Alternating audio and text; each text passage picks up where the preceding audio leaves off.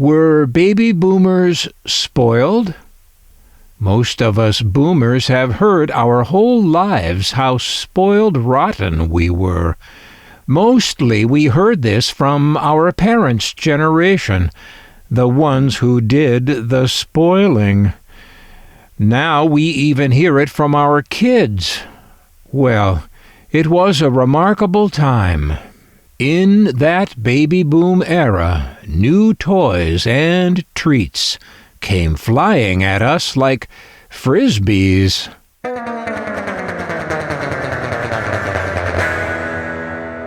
3D movies, the Hula Hoop, the Frisbee, the Slinky, the Schwinn Stingray bicycle, and the Transistor Radio. Like the others, the Transistor Radio's rise to popularity was remarkably quick.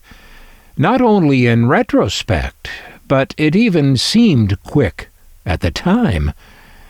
Like the others, it too could be considered a fad, but the Transistor Radio retained its popularity long after the term fad ceased to apply.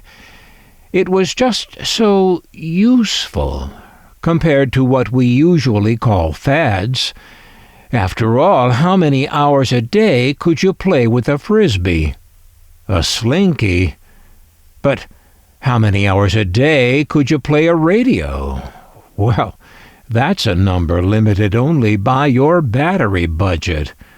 What we're looking at today is a radio made at the height of the Transistor Radio's popularity. It's the Magnavox Weekender Transistor Radio from 1961, and it's interesting in several ways. First, it's a sort of everyman's radio, or every radio, to coin a word. Simple but tasteful. Functional, not flashy. Suitable for anyone. Its styling appeals to me for just that reason. Now don't get me wrong. As a collector, I'm always going to favor the flashy, colorful, and bombastic designs. But after collecting a while, it just seems natural to me to have an increasing appreciation for radios like this. Now, I suppose I might like this radio more in red or some other bright color. Still, the monochrome quality highlights just what this radio is, as an every radio. Yes, to the collector, this styling looks rather plain, considering the exuberant curves and tapers in the designs that preceded it, in the styles product designers called streamform and taperform. But what we may now perceive as plainness in a radio like this Magnavox was perceived in the early 1960s as smart and crisp, and even elegant. This radio is a transitional design, transitioning from those earlier styles to the style known as Sheerform. That's the style that would come to dominate such things as automobile dashboards and consumer electronics in the middle 60s and later. You've seen it a million times. Sheer panels of dark wood, almost always walnut, and frequently fake.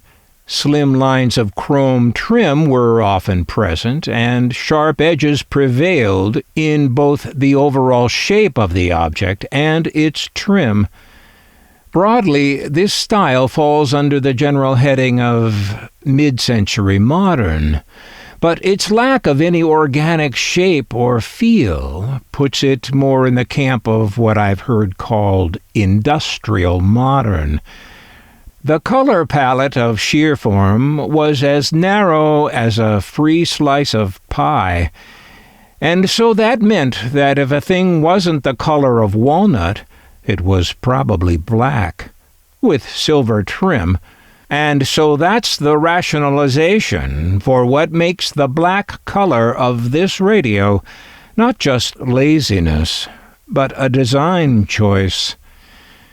Magnavox was one of the transistor radio's pioneers, offering their first model, the AM2, in 1956. I cover this first Magnavox transistor radio in depth in another video. You could do worse than going to see that other video once you're done here. After their first few transistor radio models, Magnavox was soon outsourcing radio production to the Far East, just like every other American brand eventually did. Magnavox's first outsourced radio was this AM23 model, a good looker built for them by one of the many smaller Japanese firms set up in the later 1950s to do such work. After that, Magnavox contracted with NEC in Japan to produce their AM22, AM60, and AM80 models. You can see and hear more about these radios in other videos on this channel. And speaking of other videos, in some of them I refer to NEC by its whole original name, the Nippon Electric Company. But I've been told that's wrong. I've been told I'm not supposed to pronounce the P's, so it's Nihon Electric Company. Nihon. I like my videos to be reliably factual, so I'm correcting the record here. Trouble is, I confirm everything I can more than once, and in confirming this correction, I find other authorities telling me it's not Nihon, but rather Nippon. I really don't understand how this is not settled by now, since the word Nippon, or Nihon, is literally the Japanese word for Japan. So you'd think there'd be a consensus on how to correctly say it. But no, this apparently is one of those things where no matter how you say it, somebody is going to tell you you're doing it wrong. Anyway, it was them, NEC, who made these later Magnavoxes, and also stylish and well-made radios under their own NEC brand. Then, in 1961, NEC produced this, the AM62 Weekender.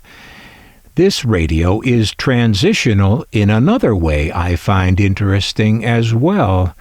It's a 6-transistor radio, but seems shy about saying that. Up to that point in time, virtually every transistor radio would proudly boast the word transistor on its front in some fashion, often with an exuberant display of the number of transistors it contains, like this global 9-transistor, and this Omskolite radio, which does so to the point of absurdity.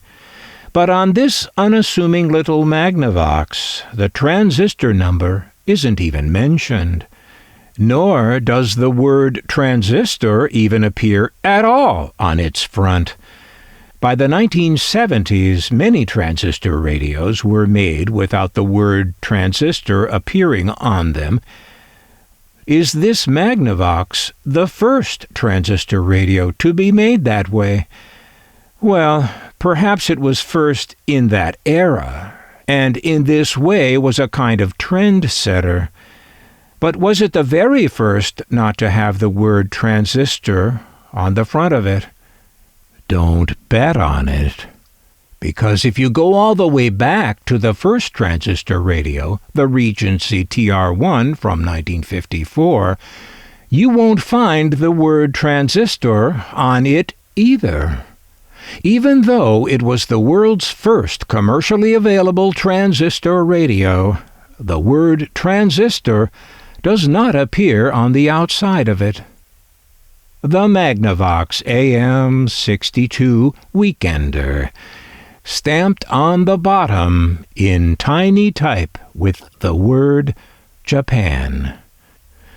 You might think this every radio would be rather common and easy to find. But I've been hunting radios for a long time now, and I've only ever found this one.